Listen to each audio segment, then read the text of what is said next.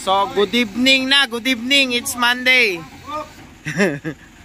Good evening na. May naghahabol na pasyente. Naging hopeless na dun sa part niya sa Quezon City. Well, hindi siya makonvince ng mga mechanic. So, dami daw ng kailangang ayusin. Well, dito sa ITR, I can guarantee, ngayon pa lang sinasabi ko kay sir, hindi ko lang paandarin to, dadalhin ko to into its top performance. Although yung status niya ngayon talagang malala na kasi hindi niya na kayang pumunta rito mag-isa. O kailangan niya ng i-reker. O bagong pasyente to from Quezon City. Abangan nyo, madadala namin to sa top performance. Hindi lang siya andar. Well, dadalhin namin siya sa top performance. Lahat ng sequence na kailangan ng makina, present yan after.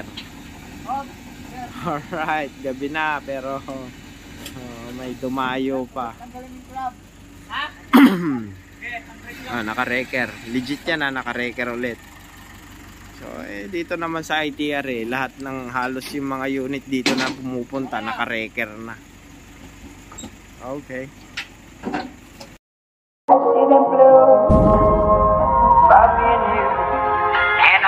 To myself, what a wonderful world. Unang step muna pagka ganito, syempre galing siya sa stock, lilinisin muna para hindi ma-infection yung mga tao hanggang sa engine. Galing to sa stock, may improvement na kasi kanina medyo may ginalaw na kami ng konti.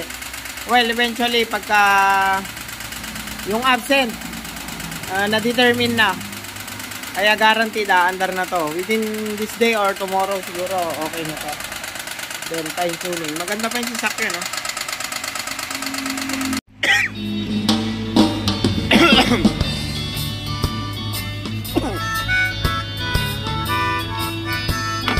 Okay, patuloy pa rin sa ratratan tungkol Sir Alan na palaban sa Slitzer. Pinaglalagyan ng beta gray. Ngayon tinanggal ko yung return mo, ang daming bara. Pati fuel filter natanggal nyo na, di ba? Tinanggal nyo na ba? Maraming residue dyan. Umandar na siya, o fine tuning na lang kami. Dumating na din ang parts. Ibabalik na. Parado talaga ang return kasi yung mga beta grade doon nasiksik lahat doon. Sorry. Go ahead. Master ka na. Sinong may gusto Parado talaga. dahil sa tubig Yung nagkaloko-loko, hinubad ang transmission. So, nangyayari, babaunin kami ng transmission para lang maayos yung timing doon sa puli, sa relax.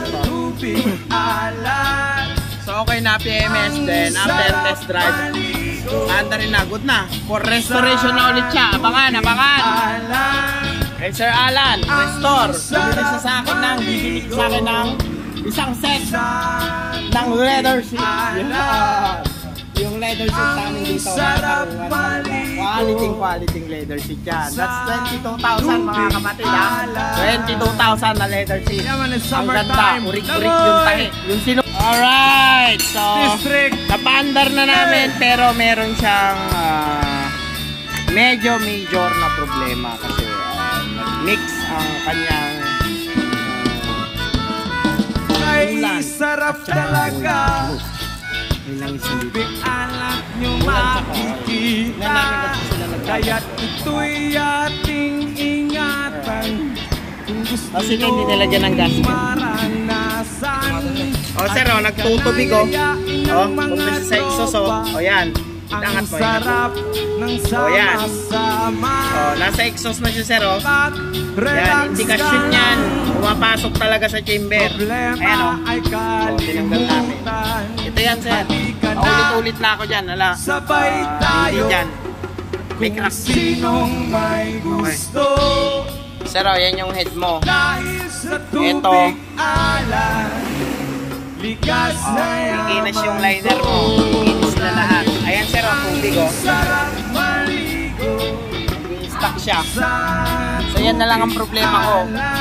Sure ako sir, sa head yan. Pag napalitan ko yung head, titino na yan. Wala na tayong magiging problema dyan. Naandar mo pa rin maganda. Ayun na rin ang transmission, nakabit ko na din. Good na yan, naibabayan dati. So, konti na lang to.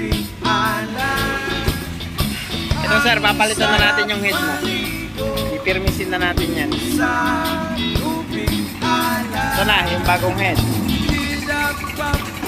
Ito na yung bagong head. Ito. Dilipat na namin yung intake tsaka turbo. Good na yan. Makikita na natin mamaya. Alright. Punas. Banat. Sila. Sige, tatar mo.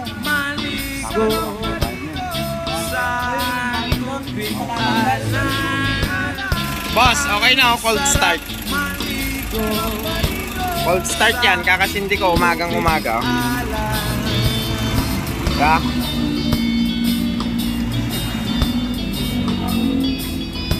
Wala nang diesel.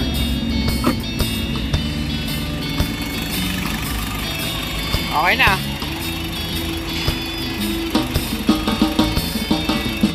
Sir Alan, ang tahimik ng andar. Ang pino ng andar, ang tahimik. Good na. Finish na tayo. Meron na to.